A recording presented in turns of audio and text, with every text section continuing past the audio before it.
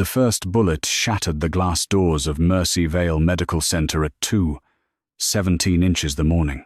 The second bullet hit the wall 6 inches from Nora Whitlock's face, and the third fired from somewhere beyond the flashing ambulance lights and the rain-smeared darkness was meant for the man bleeding out on her trauma table. But it struck Nora instead. For one frozen second, the entire emergency room went silent. The monitors still screamed. The storm still slammed against the windows. Security alarms still howled from the ceiling in violent red pulses, but every human being in that room stopped breathing when Nora's body jerked backward, her blue scrubs blooming dark beneath the cold fluorescent lights. Across the trauma bay, Callan Veyne lifted his head. He was handcuffed to the gurney. 2 federal agents stood over him. 3 hospital security guards had guns pointed at his chest. And still, the moment he saw Nora fall, every man in the room instinctively stepped away from him. Because Callan Veyne was not just a patient. He was the most feared Mafia boss on the Pacific coast. A man who had bought judges, buried enemies, and built an empire so untouchable that police departments whispered his name like a curse. But when Nora Whitlock hit the floor, something inside him broke so violently that even the agents forgot he was restrained. His dark eyes locked on her body. The blood drained from his face, and in a voice so quiet it made the whole room colder, he said, "Unlock me." Agent Mercer raised his weapon.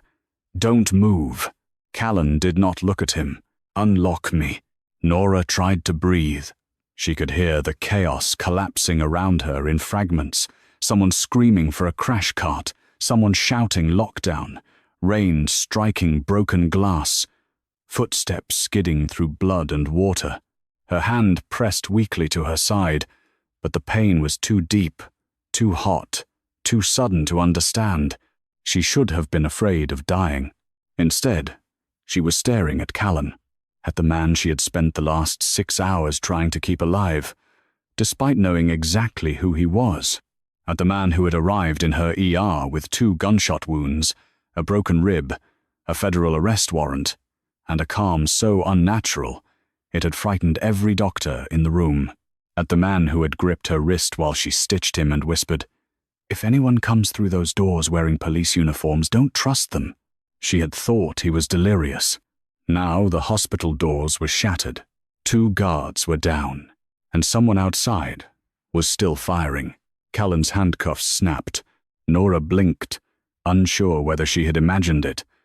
1 second his wrist was chained to steel. The next, the cuff hung open, twisted like soft wire. Agent Mercer lunged. Callan moved faster, even wounded, even pale, even with blood soaking the bandages wrapped around his ribs. He disarmed the agent with terrifying precision and caught the man by the throat before anyone could fire. He did not kill him. He simply held him there, eyes empty, voice dead. Get away from her. No one argued. Callan released Mercer and crossed the trauma bay barefoot, his black dress shirt torn open, his chest bandaged, his body shaking with a rage too controlled to look human. Nora watched him through the blur, unable to move, unable to speak, as he dropped to his knees beside her. For the first time that night, the Mafia boss looked afraid. Not angry, not cold, afraid. His hand hovered over the wound, as if touching her would make it real. "Nora," he said. She tried to answer, but only a broken breath came out. His jaw tightened. "Stay with me." "You." Her voice cracked. "You were right." His eyes flicked to hers. "The uniforms," she whispered. "Not police." Something dark passed through his face. Behind him, the emergency lights painted his skin crimson. A nurse pressed gauze to Nora's wound. A doctor shouted orders. But Callan did not move from her side. He leaned closer until she could smell rain, blood, and the faint trace of expensive cologne beneath the metallic air. "Listen to me," he said, his voice low enough that only she could hear. "You are not dying in this hospital." Nora's lashes trembled. You don't get to decide that. His expression hardened. I decide everything that touches you from now on. Outside, another explosion shook the ambulance bay. The lights flickered once, then the entire hospital went dark. For 3 seconds, there was nothing but screams. Then, emergency generators kicked in, flooding the trauma bay with cold blue light. Callan looked up toward the shattered doors, and every trace of fear disappeared from his face. In its place came something far worse. A decision, the kind that could burn cities. He stood slowly, blood running down his side, Nora's blood on his hands. The ER doors at the far end burst open. 4 men in black coats entered through the smoke and rain like shadows cut out of the night. They were not hospital security. They were not federal agents. They belonged to Callan. Everyone knew it before they spoke. The tallest one stopped when he saw Nora on the floor. His face changed. "Boss?" he said carefully. Callan did not look away from the shattered entrance. "Find out who ordered this. We already have names." Callan's eyes went black. "Then erase them." The doctor beside Nora shouted, "She needs surgery now." Callan turned back, and the entire room held its breath again. He knelt beside Nora as they lifted her onto a stretcher. His fingers found hers. Cold, trembling, blood slick. She should have pulled away. She knew what he was. She had seen his name on crime reports, whispered by paramedics, cursed by detectives, feared by men who thought themselves fearless. But when his hand closed around hers, Nora held on, because in that moment, surrounded by smoke and gunfire and broken glass, Callan Veyne looked at her as if the entire world had narrowed to the pulse beneath her skin. "You're going to hate me for what I do next," he said. Nora's voice barely existed. "What are you going to do?" His thumb brushed once across her knuckles, almost tender. Then he looked toward the storm. "I'm going to destroy everything I built." 8 hours earlier, Nora Whitlock had been at the vending machine arguing with a bag of pretzels when the hospital intercom announced incoming trauma. She had been awake for 19 hours. Her feet hurt. Her hair had fallen loose from its clip. There was coffee on the pocket of her scrubs, and one of the interns had just vomited in room 4 after seeing his first compound fracture. It was supposed to be an ordinary, miserable night shift. Then 6 black SUVs came screaming into the ambulance bay with no sirens, no license plates, and no hesitation. Nora reached the doors just as the first SUV stopped. The rear door opened. A man fell out into the rain. Tall, broad-shouldered, drenched in black. One hand pressed to his ribs, the other gripping the shoulder of a terrified young bodyguard trying to hold him upright. The moment his face lifted beneath the ambulance bay lights, every security guard at Mercy Vale reached for a weapon. Callan Veyne. Nora knew him from headlines, not hospitals. The newspapers called him the Silent King of the Coast. Federal prosecutors called him the most dangerous criminal strategist in Washington state. Nurses called him trouble because men like him never came alone and never came quietly. But his eyes were not on the guards. They were on Nora, dark, sharp, fever-bright, as if he recognized her, as if he had crossed the city bleeding just to find her. "Trauma Bay 2, Nora snapped, because fear could wait but blood loss could not. "Move him now." A guard blocked her path. "Ma'am, you don't understand who this—" "He's dying," she cut in. "I understand that." Callan's mouth curved slightly, even as his knees almost buckled. Smart nurse, quiet patient. Something flickered in his eyes. Respect, maybe. Or warning. They got him inside under a flood of white light. The ER erupted around him. Gloves snapped. Monitors screamed. Scissors cut through his shirt. 2 bullet wounds. One through the upper shoulder, one lower near the ribs. He had lost too much blood but remained conscious, watching everything with a stillness that made Nora more nervous than panic would have. Men like him did not surrender control easily, even to pain, even to death. "Name?" she asked. Though everyone knew, Callan Veyne. 37. Allergies? Betrayal. Nora pressed gauze hard to his wound. Medical allergies, Mr. Veyne. His eyes found hers. No. His voice was calm, low, elegant in a way that made the chaos around him seem crude. He looked too composed for a man bleeding into her hands, too focused, and then he reached up and caught her wrist. The room shifted instantly. 3 guards raised weapons. A doctor froze. One of Callan's men stepped forward with murder in his posture. Nora looked down at his hand. Let go. Callan didn't.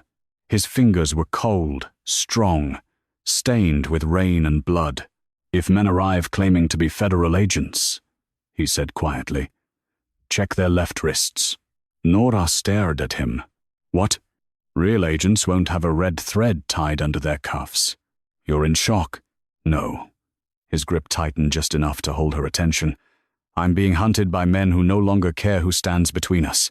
You mean enemies? I mean family. That was the first time she saw it, the smallest crack in his control. Not fear for himself.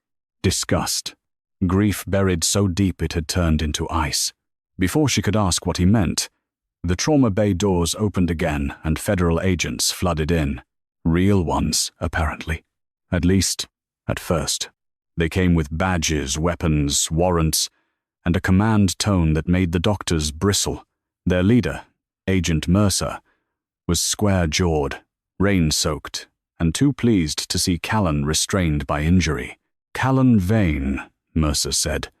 You're under federal custody. Callan looked bored. I'm under medical care. Temporary inconvenience. Nora stepped between them without thinking.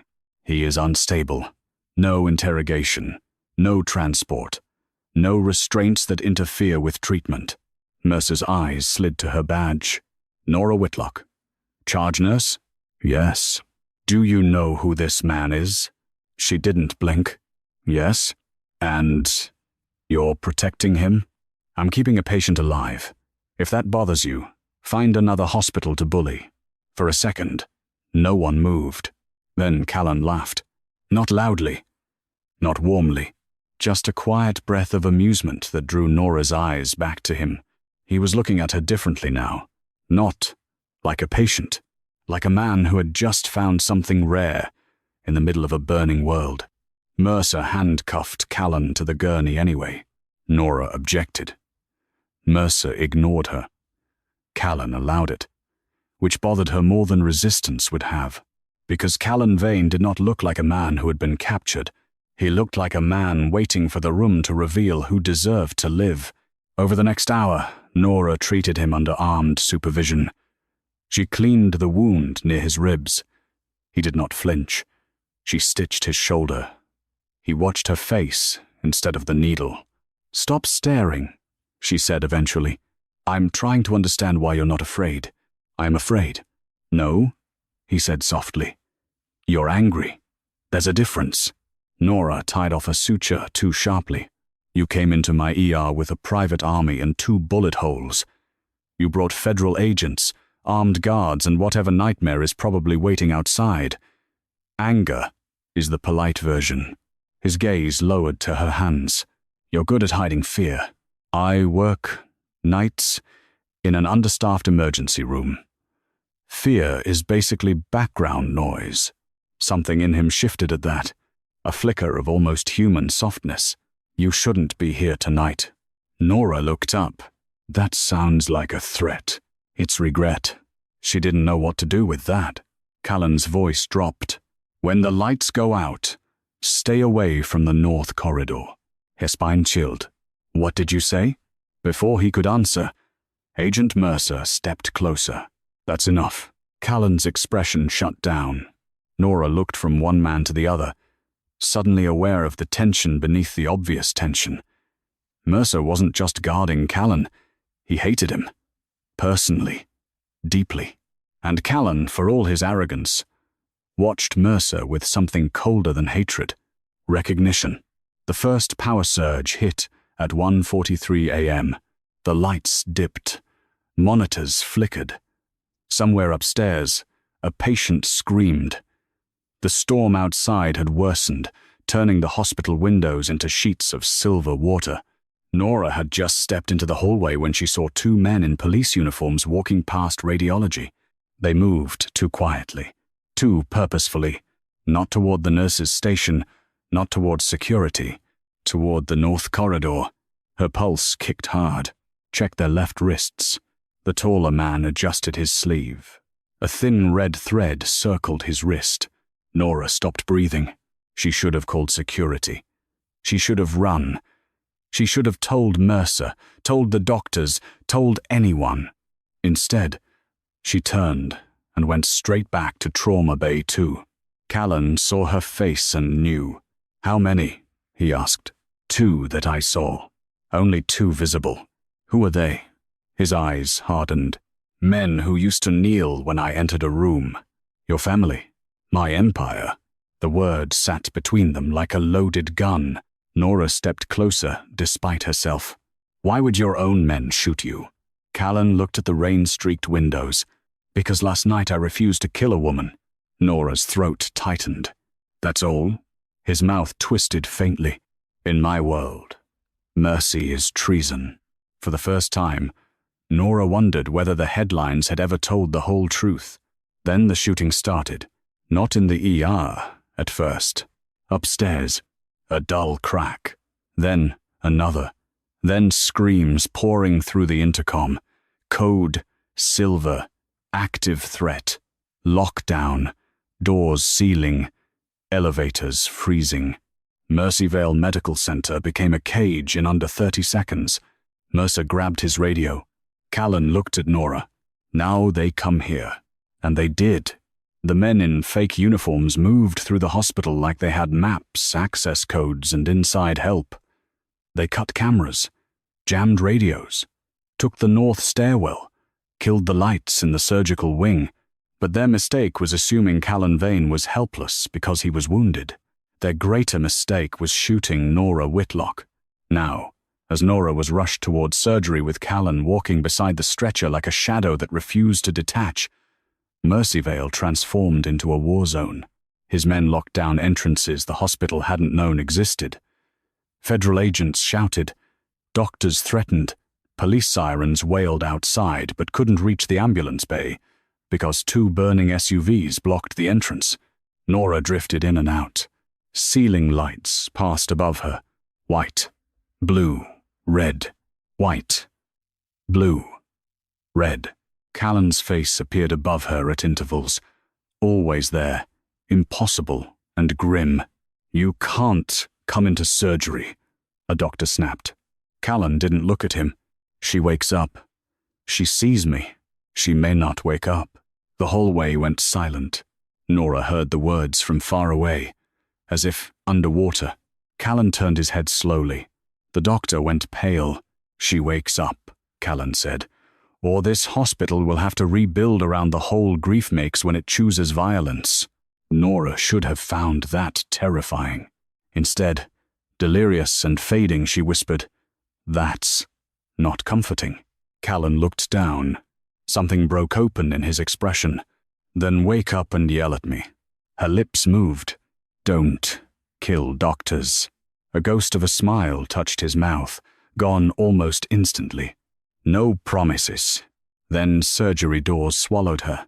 For the next 3 hours, Callan Veyne stood outside operating room 6, with blood drying on his hands. Not his blood, hers. The hallway outside surgery became a territory line no one dared cross. His men stood at both ends. Federal agents clustered near the elevators. Hospital administrators whispered legal threats until Callan's second-in-command, a razor-eyed woman named Vesta, quietly handed one of them a tablet showing every offshore donation, affair, and concealed negligence settlement tied to the hospital board. The administrator stopped whispering. Agent Mercer approached Callan at 3:12 a.m. "You need to stand down." Callan stared through the surgery window blinds. "You first. This hospital is surrounded. Local police, FBI, tactical, state units. You turn this into a standoff, you won't walk out." "I'm not trying to walk out." Mercer's jaw flexed. You care about her? Callan's eyes shifted to him. It was a small movement, a lethal one. Mercer smiled, like a man who had found the wound. That's unexpected.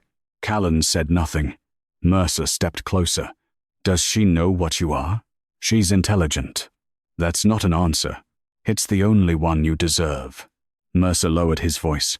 Your syndicate fractured at midnight. Half your lieutenants are already negotiating protection. Your cousin Silas has control of the docks. Your accountant disappeared. Your judge in Tacoma is cooperating. The Veyne Empire is bleeding out faster than you are.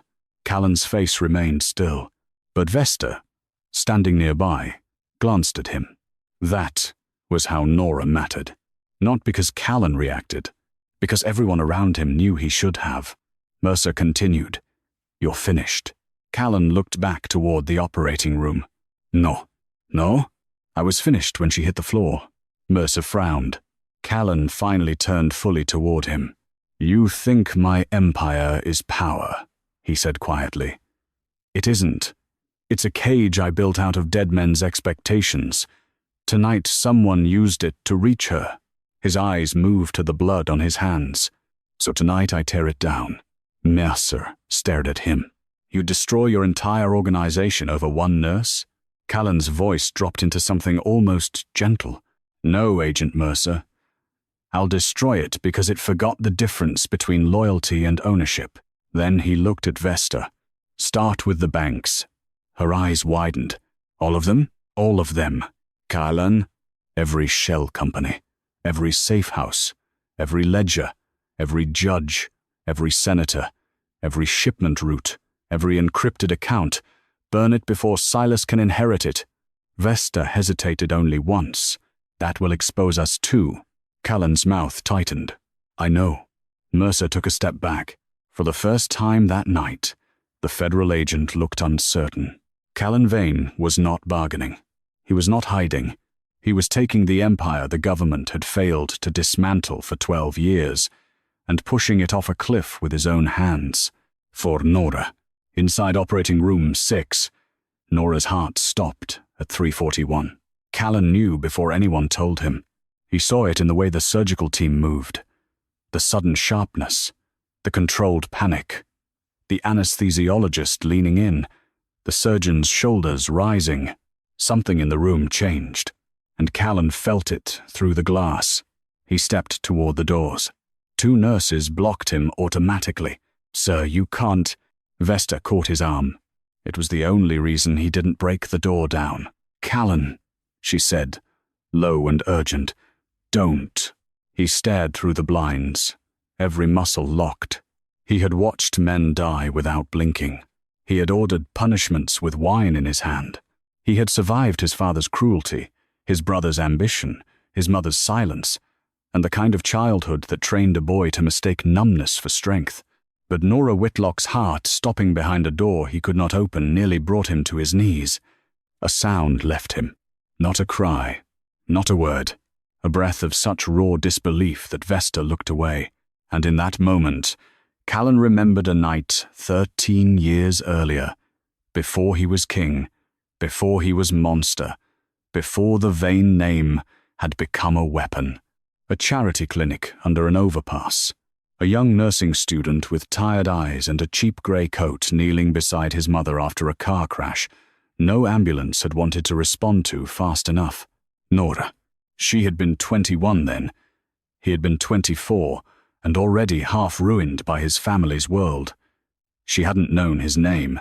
She hadn't known that the dying woman bleeding into the pavement was Serafina Veyne, wife of the most feared crime patriarch in the city.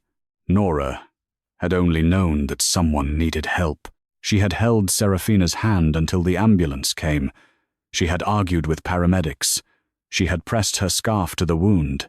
She had whispered, "Stay with me," with so much conviction that Callan had believed for one impossible minute that death might obey her. His mother died before sunrise, but before she died, she looked at Callan and said, "Find the girl who still runs towards suffering Men like us forget people like her exist. He had found her 3 months later. Not approached, never touched, never interfered, but he watched from a distance, paid off the debt from her mother's cancer treatment, anonymously, funded scholarships she never knew came from him, bought the building her free clinic rented when the landlord tried to sell it, had dangerous men quietly redirected away from streets. She walked home through after night shifts. For 13 years, Nora Whitlock had existed at the edge of Callan Veyne's violent life like a small, stubborn light he refused to contaminate. Then last night, his cousin Silas found the records, found the payments, found the clinic, found the weakness, and the empire Callan built turned toward the one person he had spent half his life keeping untouched. The operating room doors opened. Callan's memory snapped. A surgeon stepped out, mask hanging loose, exhaustion carved into his face. Callan could not speak. The surgeon looked at him, then at the armed men, then at the blood on the floor. She's alive. Callan closed his eyes. For half a second, the world held. Then the surgeon added, "But the next 24 hours are critical." Callan opened his eyes again. Alive was not enough. Not yet. Nora woke to a dim room, a ventilator whisper, and a man sitting in the shadows beside her bed. At first she thought she was dreaming. The window behind him showed early morning rain streaking down glass. The sky was colorless. Seattle looked drowned, its towers barely visible through fog. Callan sat in a chair too small for him, elbows on his knees, hands clasped, head bowed. His black shirt had been replaced with a hospital scrub top someone must have forced on him. Bandages peeked from under the sleeve and across his ribs. He looked less like a king now, more like a man waiting for punishment. Nora tried to speak. Pain tore through her. Callan's head lifted instantly. He was beside her before she could blink. "Don't move." Her throat burned. "Bossy," she rasped. Relief crossed his face so violently he had to look away. Nora. She watched him swallow. It was strange, seeing him like this. Still dangerous, still controlled, but frayed at the edges, sleepless, haunted. The coldest man in the city sitting vigil like a sinner in a chapel. "What happened?" she whispered. "You were shot." "I remember that part." His mouth tightened. "You lost a lot of blood. Did you kill the doctor?" "No." "Good." A vending machine suffered, despite the pain. A faint smile touched her lips. Then she saw his hands, clean now, but he was staring at them, as if they would never be. "Callan." His eyes returned to hers. "Who shot me?" Silence. Not ignorance. Choice. Nora knew the difference. "Tell me." His jaw flexed. "My cousin ordered the assault." "Silas? You heard his name? You said it in surgery." Her eyes narrowed weakly. "Or maybe I dreamed it." Callan looked toward the window. "Silas Veyne. My father's brother's son. My heir, according to people who still think blood means entitlement. Why would he shoot a nurse?" He wasn't shooting a nurse. The answer came too fast. Nora studied him. "He was shooting your weakness." Callan said nothing. The monitor beside her ticked steadily. Nora's expression shifted. "I'm your weakness?" His eyes met hers, and there was no armor left quickly enough to hide the truth. "Yes." The word landed softer than a confession and heavier than a threat. Nora looked away first. "You don't know me." "I know enough." "No. You know how I work under pressure. You know I'm stubborn. You know I don't let patients die if I can help it. That's not knowing me." Callan's voice lowered. "I know you take the long route home, because you avoid the alley behind Dexter Street after a patient attacked you there 2 years ago." Nora froze. "I know you send half your paycheck to your younger brother in Spokane even though he stopped asking. I know you sing under your breath when you're charting after midnight.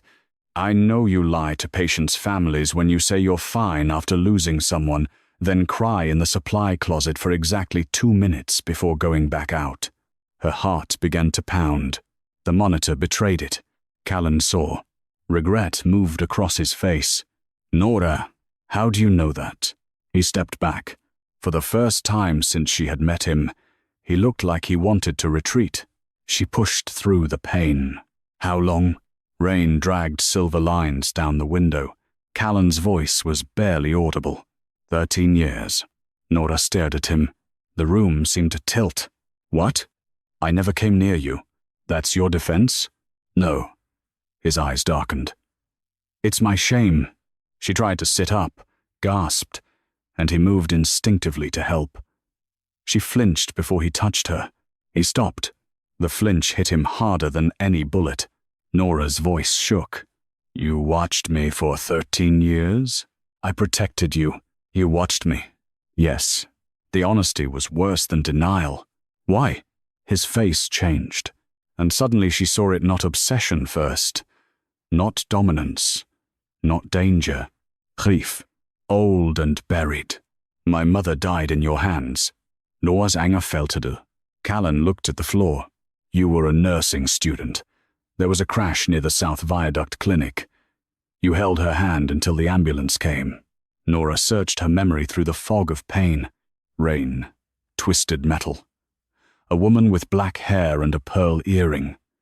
A young man standing nearby, soaked and silent, eyes like broken glass. Her breath caught. "That was you." He nodded once. "My mother's last words were about you." Nora's eyes filled despite herself. "What did she say?" Callan looked up. "She told me not to become a man who forgets people like you exist." The room fell quiet. Nora wanted to be angry. She was angry, but grief had a way of entering through cracks rage couldn't seal. "You should have told me." "Yes." "You had no right." "I know." "Do you?" Her voice trembled harder now. "Because men like you always call control protection. You move people around like chess pieces and call it care." Callan absorbed the words without defense. "You're right." That disarmed her more than argument would have. He stepped farther back, giving her space he should have given years ago. "I won't touch your life again after this, unless you ask me to." Nora laughed, once, sharp and pained. "After this?" "Callan, someone shot me because of you." His face went still. "I know. Your world came into my hospital. I know. Your cousin tried to murder you and hit me. I know." "Stop saying you know." The monitor spiked. Pain ripped through her side. Callan moved, then forced himself to stop again, hands clenched at his sides.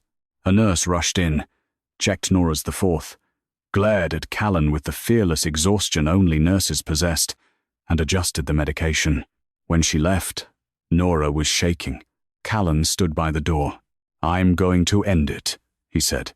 Nora closed her eyes. "End what?" "The Veyne Empire."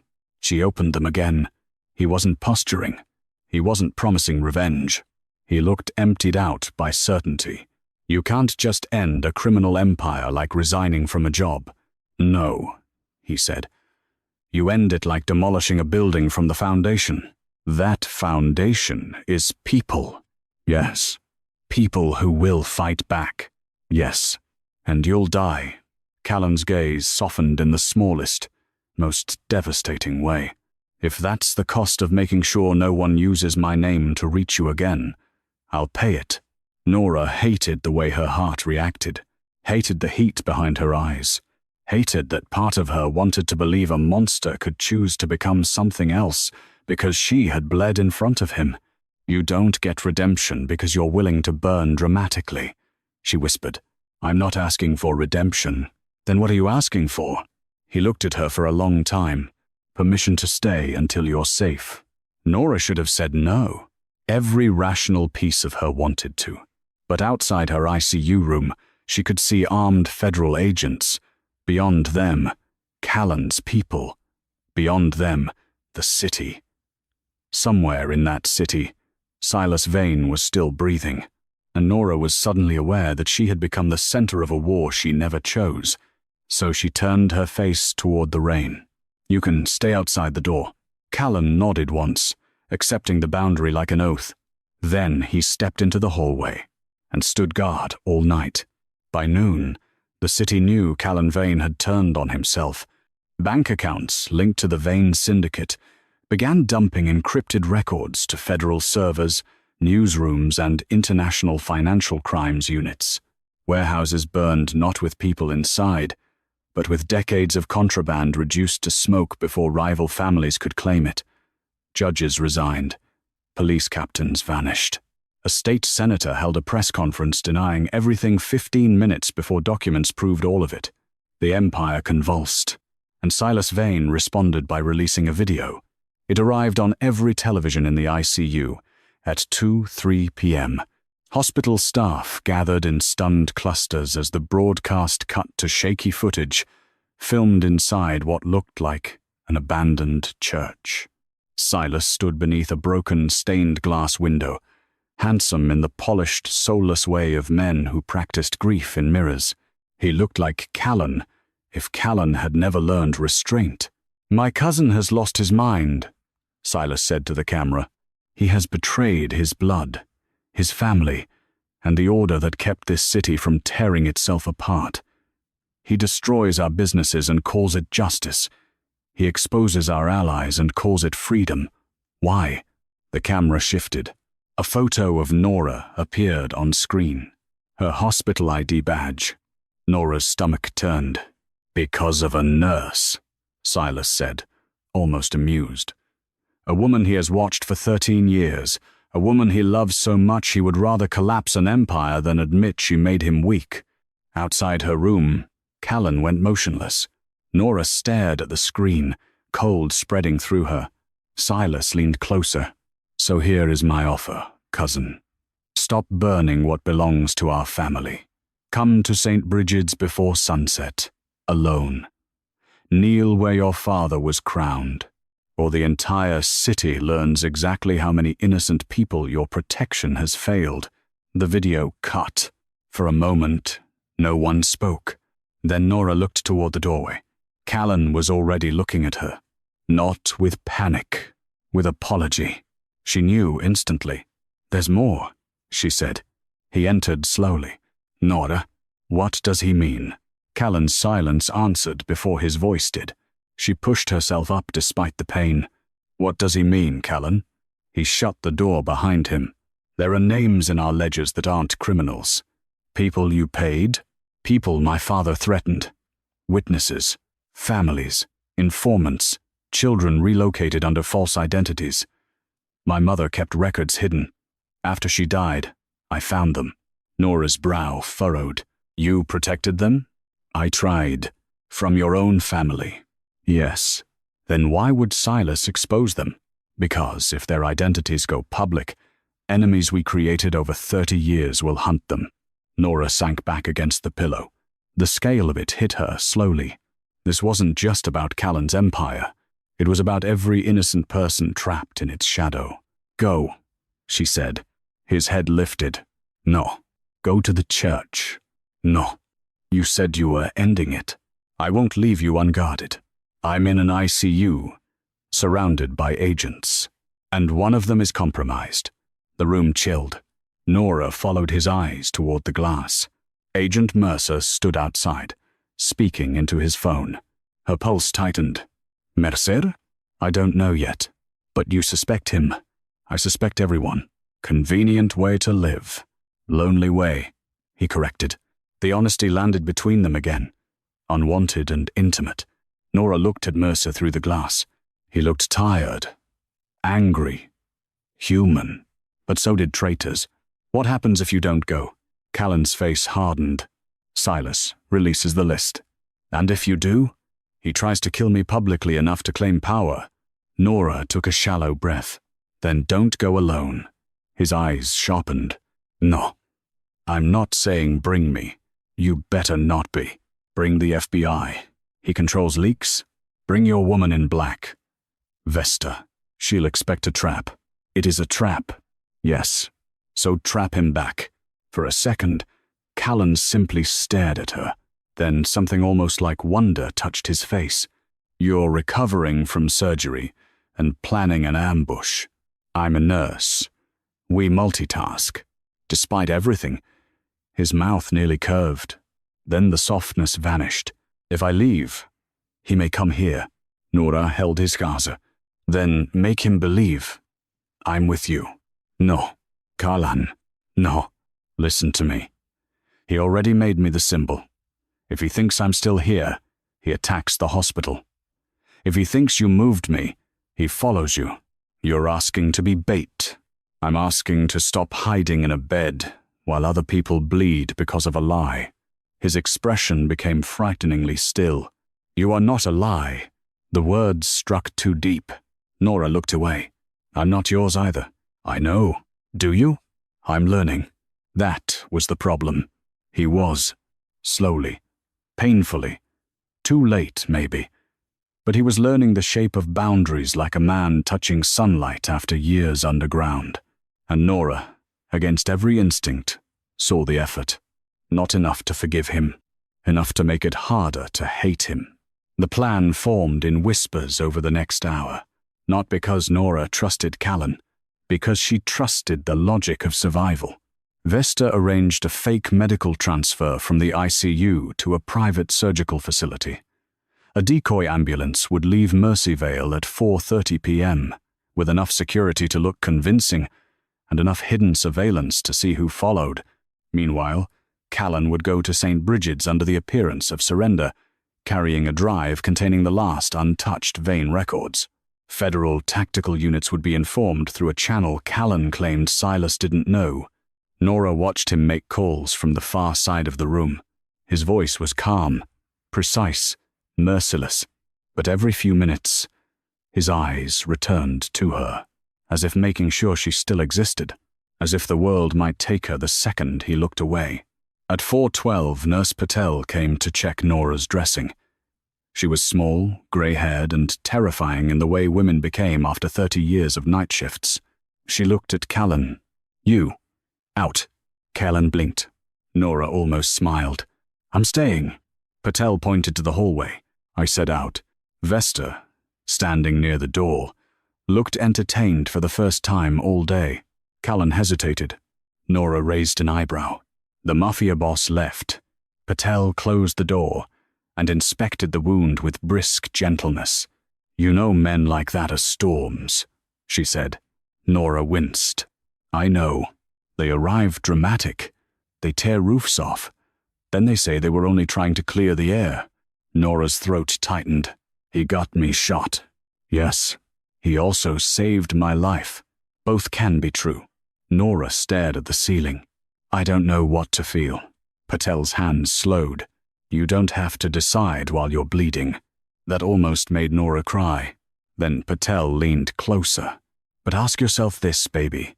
When he burns the world down, is he doing it for you or because he finally hates the world enough to stop pretending? Nora turned toward the glass. Callan stood outside, speaking to Vesta, face carved from shadow and light. I don't know.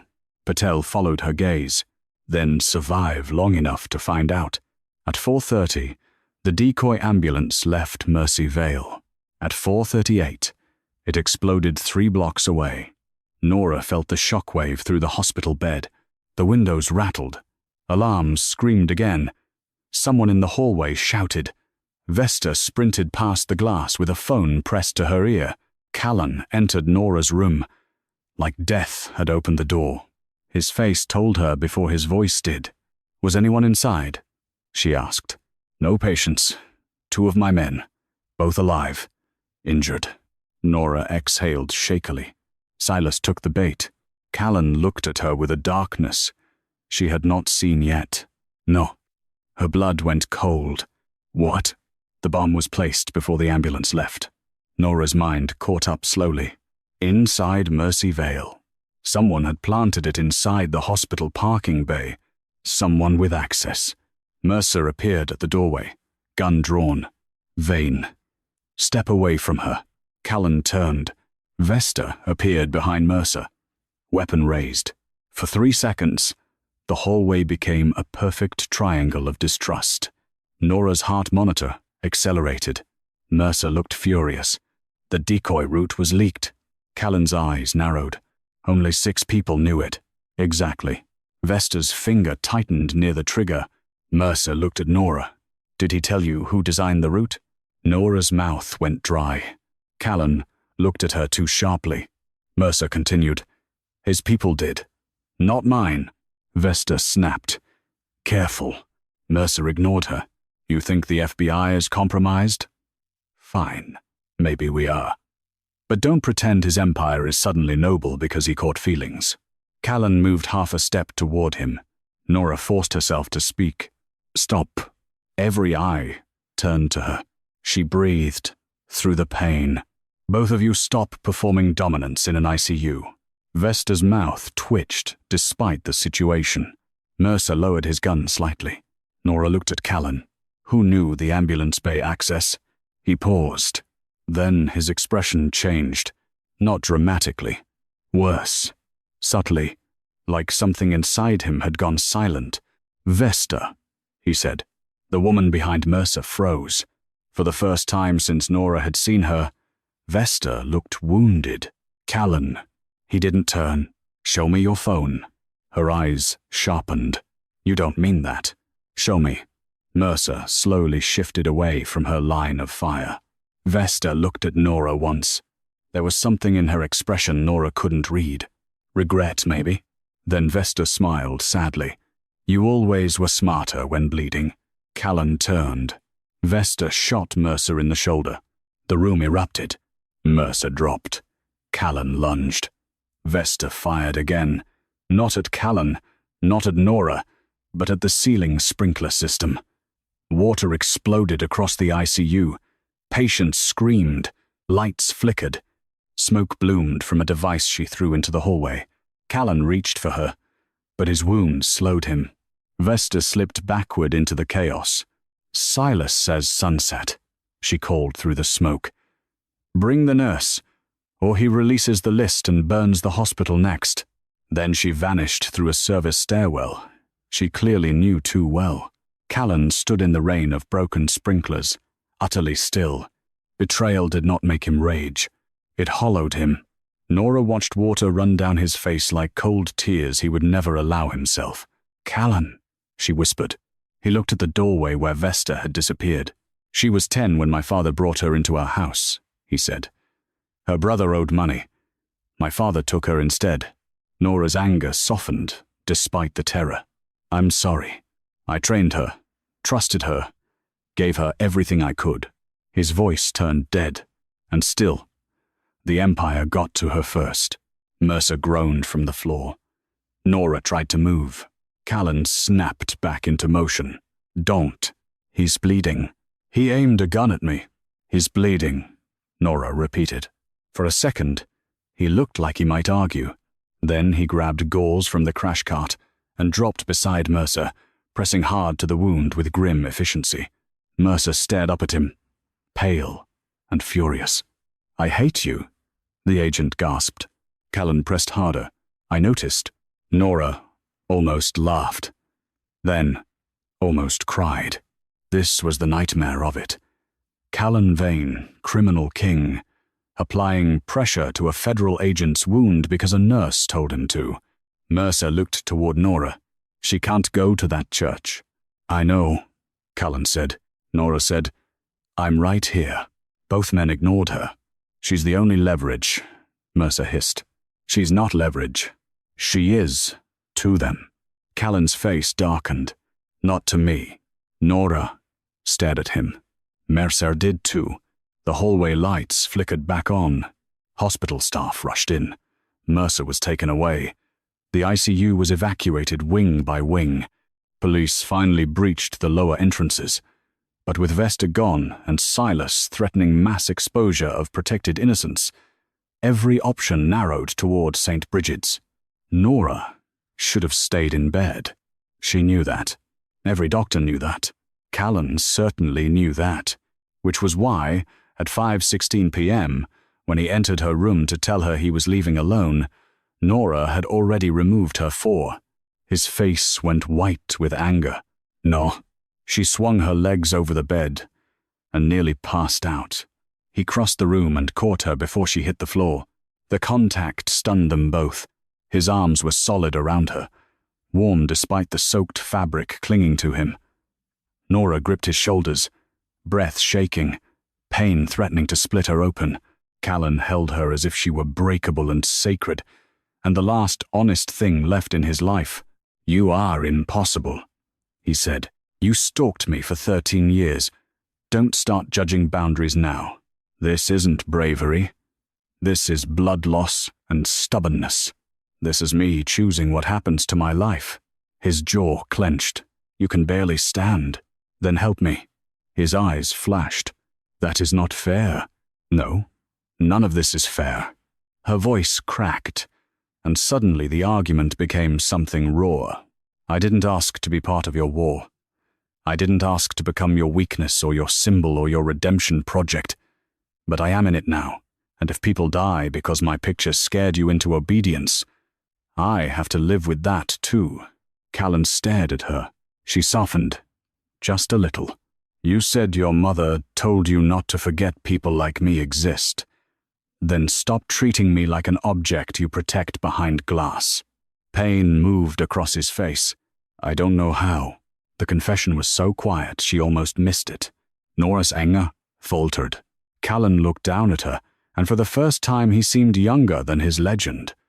Not innocent, never that, but lost in a way power could not fix. "I know how to guard," he said. "I know how to possess territory. I know how to eliminate threats. I don't know how to care without turning it into control." Nora's fingers tightened on his shoulders. "Then learn fast." For a moment, neither moved. Rain struck the windows. Sirens wailed below. Somewhere in the hospital, people were still running from consequences that began long before tonight. Callan finally nodded once. "Fine." Nora blinked. "Fine? You come as a patient under federal protection, surrounded by medical staff, with a trauma surgeon in the transport, body armor under your gown. And if your blood pressure drops, we turn around, even if the city burns. That's almost reasonable. I'm growing." Despite everything, she smiled. It changed his face. "Not much, but enough." At 5:52 p.m., a black armored ambulance left Mercy Vale through the underground service tunnel, escorted by 2 unmarked federal vehicles and 4 of Callan's remaining loyal men. Nora lay strapped to a stretcher inside, pale but conscious, with a trauma surgeon monitoring her vitals and Callan seated beside her. He had refused body armor until she stared at him. Now he wore it beneath a black coat. "You look annoyed," she murmured.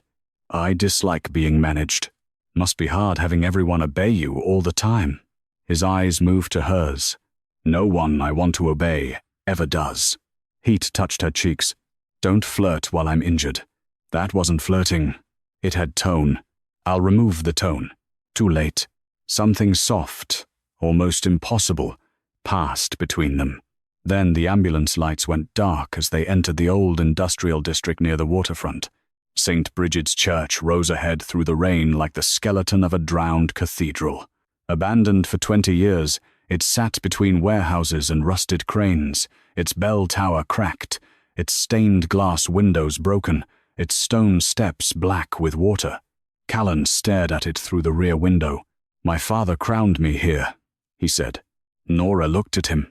"You make that sound medieval." It was. "How old were you?" 26. "And did you want it?" His mouth tightened. "I wanted my mother alive. The crown was what they gave me instead." The ambulance stopped. No one moved immediately. Outside, rain hammered the roof. Callan leaned closer to Nora, checking the vest hidden beneath her blanket with a focus that betrayed terror.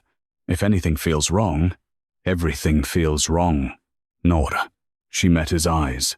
"I'm scared too." That stopped him, because he had been so busy fearing for her that he had forgotten she could see him. Her voice softened. "But I'm here." Callan looked at her as if those 3 words undid him. Then the rear doors opened.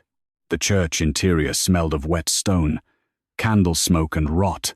Silas had lit hundreds of candles along the aisle, turning the ruined sanctuary into something beautiful and obscene. Men stood in the shadows between broken pews. Some wore suits, some wore tactical gear, Some wore the red thread at their wrists. At the altar, beneath a shattered statue of Saint Michael, Silas Veyne waited. Vesta stood beside him. Nora felt Callan's body change. When he saw her, not surprise, grief sharpening into resolve. Silas Mille, cousin. Callan walked beside Nora's stretcher as the medical team wheeled her halfway down the aisle. Every instinct in him screamed to put his body between her and every sightline. But Nora had asked not to be hidden, so he stayed beside her. Visible, controlled, burning. Silas descended the altar steps. He was dressed in charcoal grey, immaculate. No blood, no rain, no sign that he had ordered a hospital attacked. His gaze flicked over Nora with clinical interest. So this is the girl who ended the Veyne dynasty. Nora's voice was weak, but steady. I'm the woman your cousin refused to let die. I understand that's confusing for you. A few men shifted uneasily. Silas's smile thinned. Callan glanced at Nora, and despite the danger, something like pride warmed his eyes. Silas noticed. There it is, he murmured. Incredible. The great Callan Veyne undone by a woman with a hospital badge. Callan's voice was calm. You wanted me here. I'm here. You brought her. She chose to come. Silas laughed. Still pretending she has choices? You watched her for 13 years. The words struck the room. Nora felt the men staring. Callan did not flinch. Silas turned to Nora. Did he tell you everything? The tuition payment? The apartment fire he prevented by having the arsonist thrown into the harbor? The boyfriend who disappeared from your life after he hit you? Nora's eyes snapped to Callan. The air left his face. Silas's smile widened. Oh, not that one. Nora's voice went cold. What is he talking about? Callan did not look away. When you were 26, a man named Evan struck you outside your apartment. He moved away. I made sure he did. Her chest tightened painfully. You said you never interfered. I said I never came near you. The distinction cut. Nora stared at him, hurt flooding in before anger could organize itself. Callan looked like he had expected the wound and still hated himself for making it. Silas clapped softly. Beautiful. Truth has such timing. Vesta looked away. That small movement mattered. Nora saw it. Callan did too. Silas raised a phone. The list releases in 9 minutes, unless Callan transfers remaining control codes to me. Callan's face hardened. And if I do? I let the nurse leave. Nora laughed once. Every man looked at her. She was pale, sweating, half upright on a stretcher in a ruined church surrounded by killers. But the sound carried. You really think anyone believes you? Silas stepped closer. You should be quiet. Callan moved. Just one step. The entire church tensed. Nora lifted a hand slightly, stopping him. It cost her pain. It gave him pause. She looked at Silas. You're not angry he destroyed the empire. You're angry because it was never yours unless he gave it to you. Silas's eyes darkened. You know nothing. I know men who are truly powerful don't need wounded women dragged into churches to feel tall. Silence. Then Silas struck her. Not hard enough to knock her off the stretcher. Hard enough that the sound cracked through the sanctuary. Callan's world went red. He surged forward, but Vesta moved first, placing herself between him and Silas. Gun raised. Don't, she said. Her voice shook. Callan stopped inches from the barrel. His eyes never left Silas. You just ended your life. Silas smiled, but something nervous flickered beneath it. No, cousin. I just proved you still have a leash. Nora tasted blood at the corner of her mouth. Callan looked at her. She saw the question there. Not permission to kill. Permission to become the worst version of himself. Nora held his gaze through the pain and shook her head. Barely. No. For one impossible second, the monster obeyed. Silas did not understand what he was seeing. Vesta did. Her gun lowered a fraction. Callan's voice dropped. You wanted the empire. Silas straightened. Yes. Then look at it. Callan lifted his hand. Every phone in the church began ringing at once. Not one. All of them. Men reached into pockets. Screens lit blue in the candle-lit dark. Confusion rippled through the pews. Silas frowned at his own phone. Then, his face changed. Across every screen, live feeds appeared. Warehouses being raided. Offshore accounts frozen. Private ledgers streaming online. Safe houses emptying into federal custody. Senators resigning. Judges arrested. Ships in the harbor turning over manifests to customs. Men who had sworn loyalty to the Veyne name watching their entire criminal infrastructure collapse in real time. Silas looked up slowly. Callan's expression was almost peaceful. I told you I was destroying it. Silas's voice turned sharp. You need the control codes. No. Vesta looked at Callan. Understanding dawned in her face. You gave them away. Callan nodded. To who? Silas snapped. Nora, through the haze of pain, looked toward the church entrance. Agent Mercer stepped out of the shadows with his arm in a sling and a tactical team behind him. To the people who should have had them years ago, Callan said. Silas stumbled back. His men raised weapons. But half the men in the church didn't. Because their phones were still showing their money vanish, their protection evaporate, their escape routes close. Power was useful only when people believed it still existed. Callan had killed belief first. Mercer's voice rang through the sanctuary. Federal agents, weapons down. Chaos erupted. Gunfire cracked. Candles exploded. Men dove behind pews.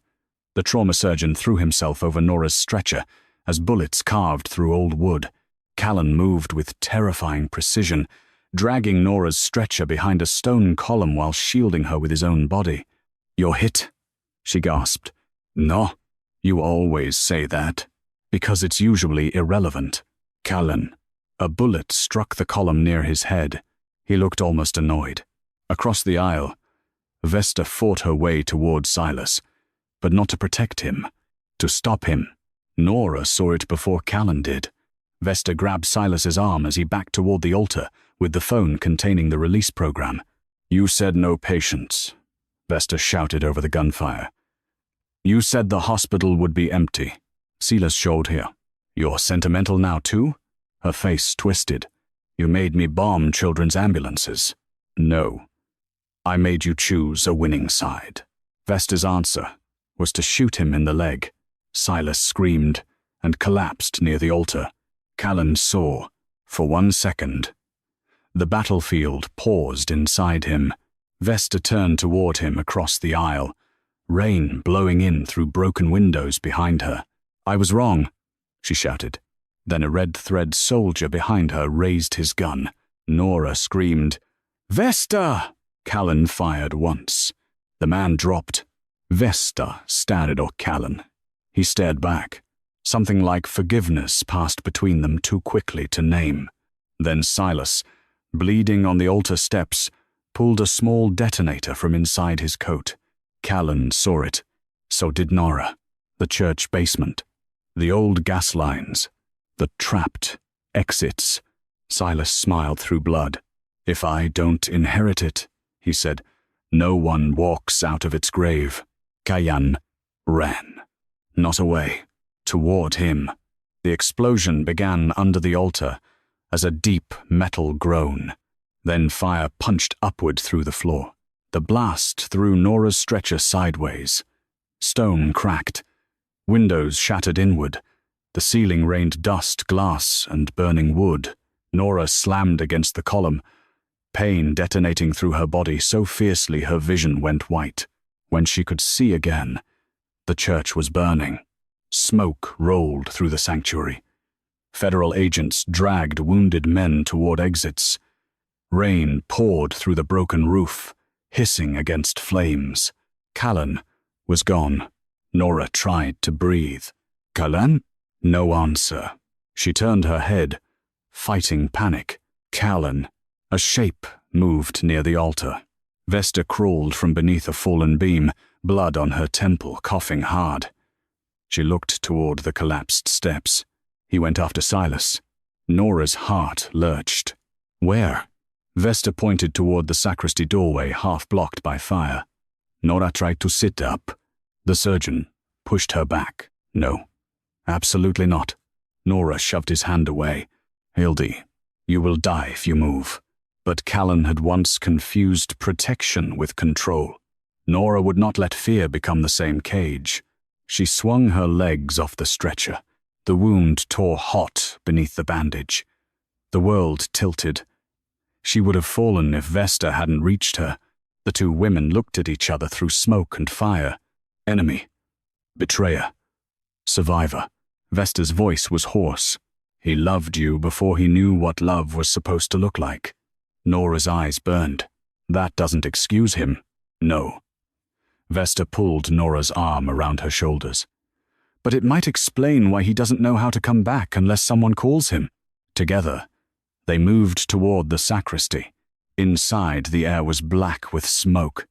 Flames crawled along old curtains and broken shelves. At the far end, beyond a collapsed doorway, Callan was on his knees beneath a beam, one shoulder braced under burning wood, holding it up long enough for a trapped teenage altar caretaker to crawl free. Not Silas. Ah, boy. Nora stopped. Callan saw her through the smoke. His face changed with fury and terror. Get out. The boy scrambled toward Vesta, coughing. She dragged him back. Nora moved forward. Callan shook his head violently. Nora, don't. The beam above him cracked.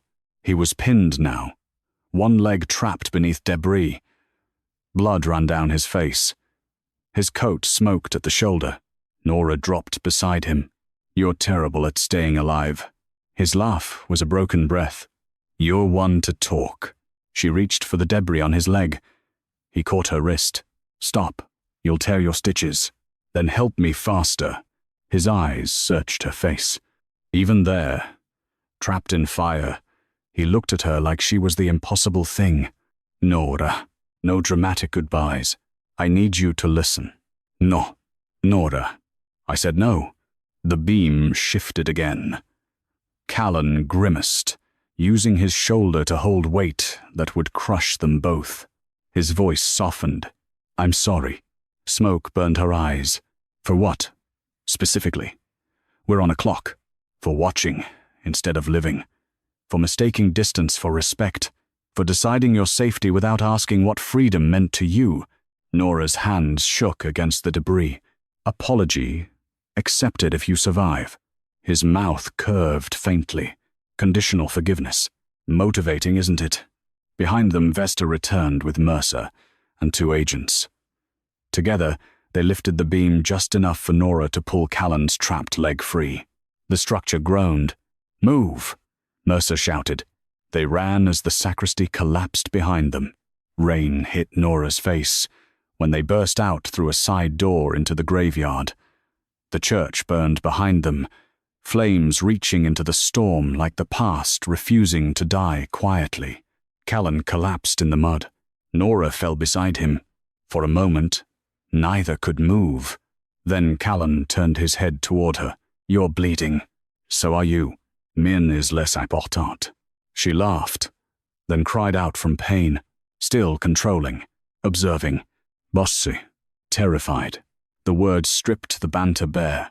Nora looked at him. Rain washed soot from his face. He looked wrecked. Human. Alive. I was terrified, he said again. When you fell in that ER, I realized everything I thought made me untouchable had only made me alone. Nora's eyes filled. Callan reached for her hand, then stopped inches away, waiting. That mattered, more than it should have. Nora closed the distance herself, his fingers wrapped around hers, not claiming, holding. Behind them, federal agents pulled Silas from the ruins alive, screaming, defeated. Vesta surrendered her weapon to Mercer without resistance. The red thread soldiers were cuffed one by one under the burning bell tower. The Veyne Empire ended in rain, sirens, and ash, not with a crown taken, but with a man refusing to let the crown survive him. 3 weeks later, Nora returned to Mercy Vale for the first time since the shooting, not as a patient, not yet as a nurse, just as a woman trying to walk through a place where she had almost died. The hospital had replaced the glass doors. The trauma bay had new paint. The ambulance entrance still smelled faintly of rain and disinfectant, but the bullet holes were gone. People stared, gently. Some hugged her. Patel cried and pretended she had allergies. Mercer, now officially suspended pending an internal review he insisted was mostly political, brought her coffee and complained that Callan's legal team was the most irritating group of people on earth. Good, Nora said. Mercer glanced toward the entrance. He outside? Nora followed his gaze. A black car waited across the street. No convoy. No visible guards. Just Callan leaning against the passenger door in a dark coat, hands in his pockets, rain misting his hair. He did not enter the hospital. He did not follow her inside. He had driven her there because she asked, then stayed exactly where she told him to, learning, slowly. Mercer sipped his coffee. You know he's going to prison. Nora looked at Callan through the glass. I know. He gave them everything. Testimony, accounts, names. But he doesn't walk away clean. I know. Mercer studied her. And you? Nora's healing wound ached beneath her coat. I'm not evidence in his redemption story. No one said you were. Everyone thinks it. Mercer looked away. Maybe. Nora watched Callan straighten as a bus passed between them, briefly blocking his view. When the bus moved on, his eyes found her again. He didn't wave, didn't summon, didn't perform. He just waited. For once, the stillness did not feel like surveillance. It felt like restraint. Nora turned back to Mercer. He did terrible things. Yes. He also saved lives by destroying what protected him. Yes, I can care about him and still not excuse him. Mercer nodded slowly. That might be the most honest version. When Nora stepped outside, Callan opened the car door but did not touch her. How was it? He asked. Hard. He nodded. Do you want to go home? She looked at him. Not yet. Where? The clinic. His face shifted. The South Viaduct clinic still stood beneath the overpass, though now its windows were clean, its roof repaired, and its waiting room full. For years, Nora had wondered how the place survived on donations that always arrived just before disaster. Now she knew. She hated that knowing changed the memory. She also hated that it didn't erase the good those donations had done. Callan parked across the street. Nora sat beside him in silence. The clinic lights glowed warm against the grey afternoon. That was where I met your mother, she said. Yes. Did she know what your family was? Better than anyone. Did she hate it? Every day. Nora turned to him. Then why stay? Callan's gaze remained on the clinic. She believed leaving without power only handed cruelty to worse men. She spent her life trying to soften a machine designed to crush softness. That sounds lonely. It was. Nora studied his profile. And you? I became the machine. The honesty hurt, but not entirely, she said quietly. His eyes moved to hers. Don't make me better than I was. I'm not. Good. I'm saying you were worse than you wanted to be and better than you feared. He looked away first. That was new too. A month after the church burned, Callan Veyne stood in federal court and dismantled the last myth of himself. He testified for 11 hours. He named names. He admitted crimes. He refused immunity beyond protection for those who had been coerced into his father's network. He took responsibility with a calm that made prosecutors suspicious and the press ravenous. When asked why he had chosen to cooperate, he looked toward the back of the courtroom. Nora sat there in a grey coat, one hand resting lightly over the scar beneath her ribs. Callan did not say love. He did not say redemption. He did not make her into spectacle. He looked back at the judge and said, Because power without conscience is just fear with better architecture. I built enough of it. The clip went viral by evening. Commentators argued whether he was sincere, strategic, monstrous, heroic, manipulative, tragic. Nora turned off her phone. She had no interest in letting strangers flatten what had nearly killed her into a headline. After sentencing negotiations began, Callan was transferred to a secure federal holding facility outside the city. He was allowed one visitor per week. For 2 months, Nora did not go. She healed. She slept badly. She returned to therapy. She walked past alleys without checking over her shoulder sometimes. She went back to work on restricted duty and cried in the supply closet exactly once, then laughed because Callan had been right about the 2 minutes. She also found files he had sent through his attorney. Not excuses. Records. Every anonymous payment. Every line he had crossed in her name. At the top was a handwritten note. You deserved the truth organized, not dramatized. Decide what you want done with the rest. Nora spent 3 nights reading. She was angry all over again. Grateful in places she didn't want to be. Horrified. Moved. Confused. Human. At the end of the file was one final document. A deed transferring ownership of the South Viaduct Clinic to a public non-profit board controlled by nurses, doctors, and community advocates. No vain money. No hidden clauses. No control. Just release. Nora visited him the next week. The facility visiting room was white, overlit, and ugly.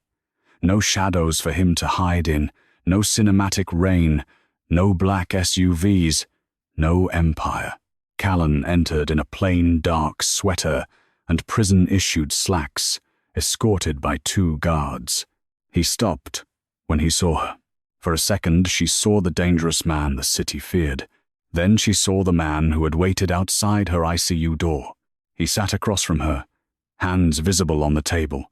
You came, he said. I did. Are you healed? Mostly. His eyes lowered to where the scar would be beneath her clothes, then returned to her face quickly, respectfully. Good. Silence stretched. Nora studied him. You look terrible. A faint smile touched his mouth. I was told not to flirt with injury. Does that apply to incarceration? That wasn't flirting. It had tone. Despite herself, she smiled. His expression softened with such quiet wonder that she had to look down. I read everything, she said. The softness faded. All of it? Yes. I'm sorry. I know. I don't expect forgiveness. I know that too. He waited. This was what restraint looked like on him. Hands still, voice quiet, letting silence belong to someone else. Nora took a breath. I don't know what we are.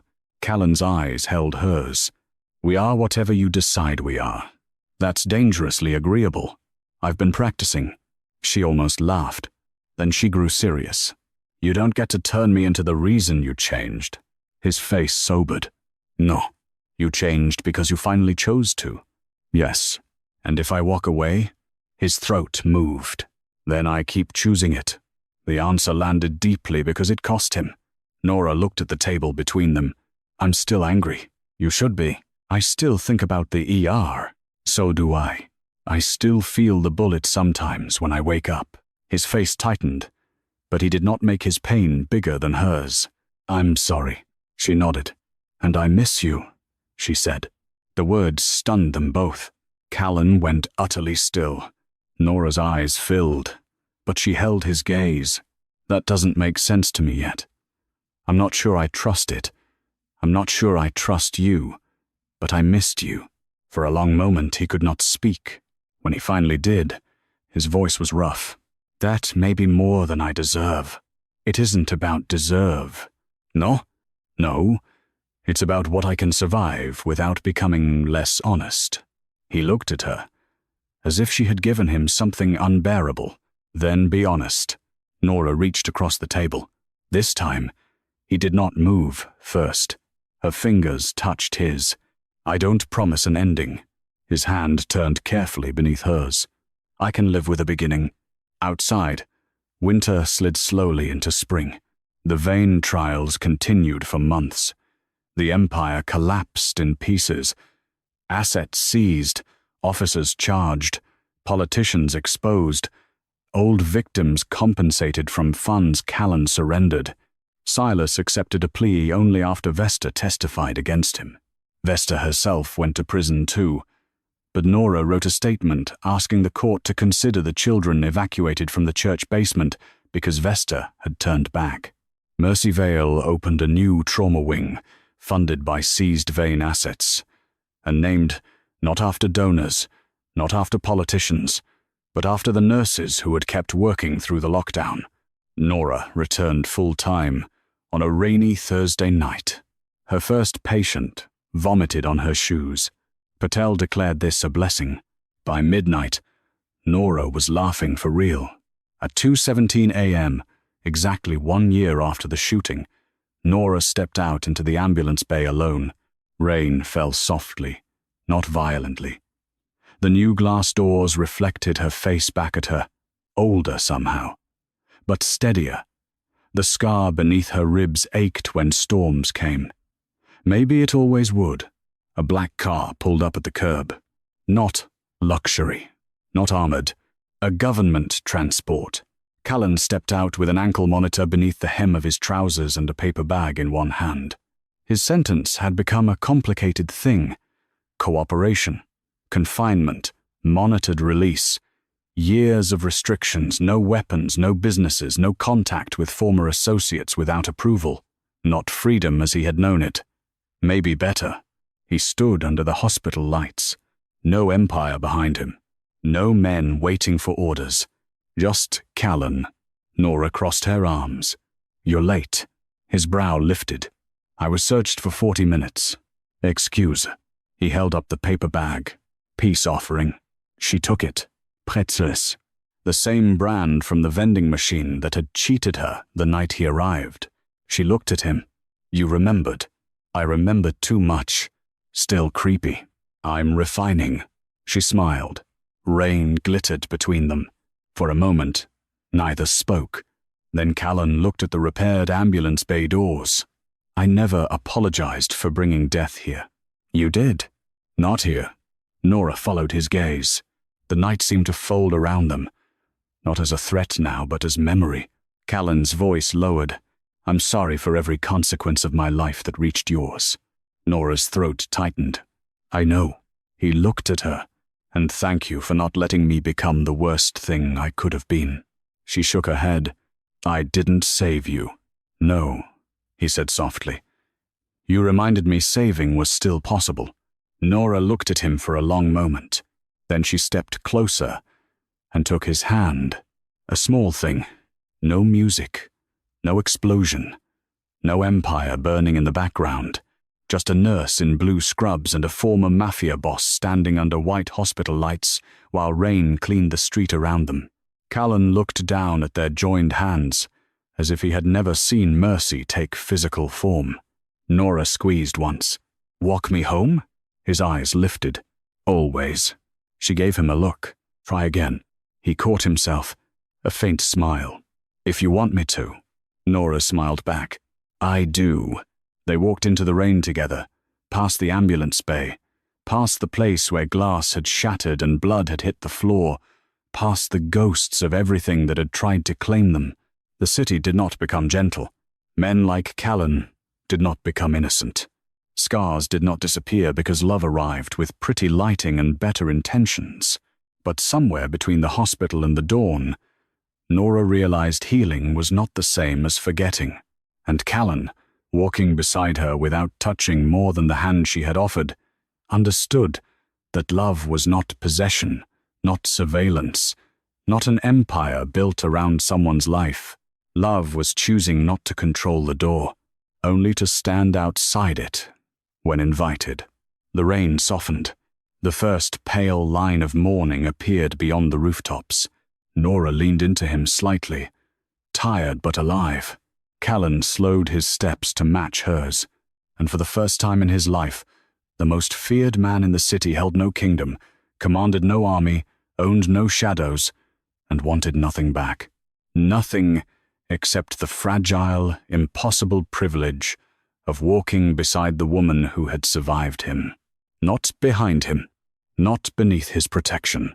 Beside him, as the hospital lights faded behind them and the city woke wet and silver, Callan Veyne looked at Nora Whitlock like a man watching the only empire he had ever truly wanted rise quietly from the ashes. And this time, he did not reach to possess it. He simply held her hand and let the morning come.